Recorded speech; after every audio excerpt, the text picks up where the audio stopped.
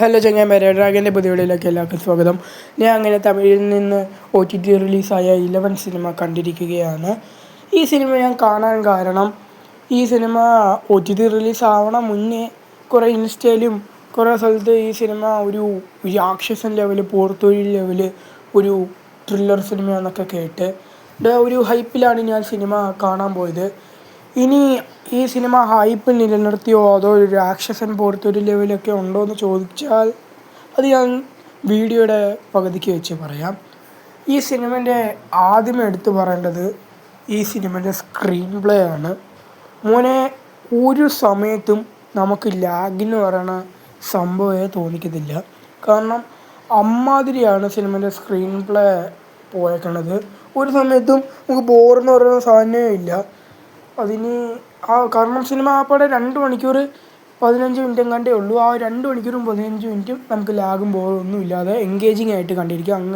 അതുകൊണ്ട് ഈ സിനിമേൻ്റെ ആ ഒരു എൻഗേജിങ് ഫാക്ടറിന് ഇതിൻ്റെ സ്ക്രീൻ പ്ലേ നല്ലോണം പങ്കുവഹിച്ചിട്ടുണ്ട്. പിന്നെ ഈ സിനിമേൻ്റെ പെർഫോമൻസ്, എസ്പെഷ്യലി എനിക്ക് ഇതിനകത്ത് ഏറ്റവും കൂടുതൽ ഇഷ്ടപ്പെട്ടത്, ഇതിനകത്തൊരു ഫ്ലാഷ് ബാക്ക് പറയുന്നിടത്ത് 2 ചെറുക്കന്മാരുണ്ട്. പറഞ്ഞാൽ സ്പോയിലറായി പോകും, അതുകൊണ്ടാണ്. 2 ചെറുക്കന്മാരുണ്ട്.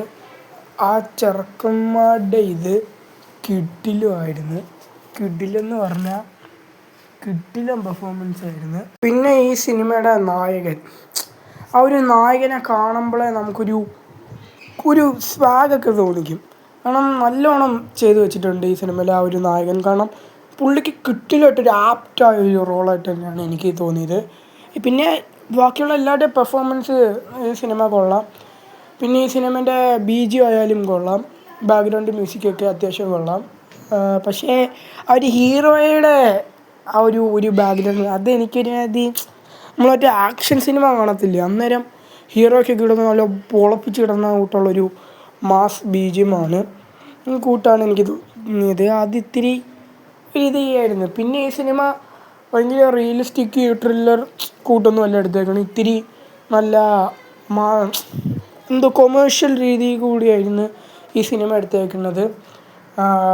പിന്നെ ഈ സിനിമ രാക്ഷസൻ ലെവൽ, പോർത്തൊഴിൽ ലെവലൊക്കെ ഉണ്ടോ എന്ന് ഇനി ചോദിച്ചാൽ ഈ സിനിമ പോർത്തൊഴിലിനെക്കാട്ടി എനിക്ക് ഈ സിനിമ ഇഷ്ടപ്പെട്ട്. കാരണം അതിനുള്ള ഇതൊക്കെ ഉണ്ട്. പിന്നെ ഈ സിനിമ രാക്ഷസൻ ലെവലുണ്ടോ എന്ന് ചോദിച്ചാൽ എനിക്ക് രാക്ഷസൻ്റെ ഒരു അടുത്തൊക്കെ എത്തും. പക്ഷേ രാക്ഷസനെക്കാട്ടി മുകളിൽ രാക്ഷസൻ്റെ ആ ഒരു തട്ടിലൊന്നും എടുത്തതില്ലെങ്കിൽ ആ ഒരു അടുത്തൊക്കെ എത്തും.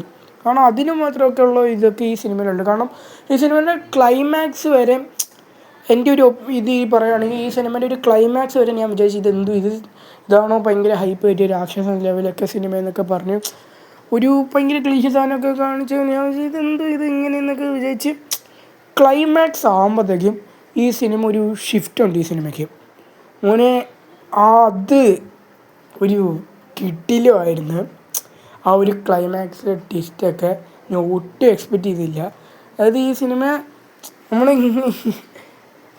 ഞാൻ അത് എന്തെങ്കിലും അതിനെപ്പറ്റി പറഞ്ഞാൽ സ്പോയിലറായി പോകും, അതുകൊണ്ടാണ് ഞാൻ ഒന്നും പറയാത്തത്.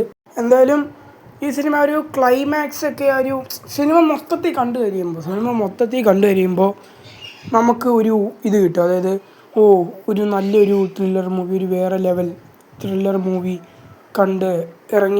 മൊത്തത്തിൽ കണ്ടു കഴിയുമ്പോൾ നമുക്ക് ആ ഒരു ഫീല് കിട്ടും. എന്തായാലും എനിക്ക് ഈ സിനിമ നല്ലോണം ഇഷ്ടപ്പെട്ട് ഞാൻ ഈ സിനിമയ്ക്ക് ഒരു 5/4 റേറ്റിംഗ് കൊടുക്കും. എന്തായാലും നിങ്ങൾ കണ്ടവരാണെങ്കിൽ കമൻറ്റ് ചെയ്യുക. കാണാത്തവരാണെങ്കിൽ നിങ്ങൾ ഉറപ്പായും പോയി കാണുക. കാരണം നിങ്ങളൊരു ത്രില്ലർ മൂവി ഫാൻസുകളാണെങ്കിൽ കണ്ണും പൂട്ടി പോയി കണ്ടോ, ഉറപ്പായിട്ടും നിങ്ങൾക്ക് ഇഷ്ടപ്പെടും. പിന്നെ ഈ സിനിമേൻ്റെ പകുതിക്ക് വെച്ച് ഈ സിനിമയെ ജഡ്ജ് ചെയ്യല്.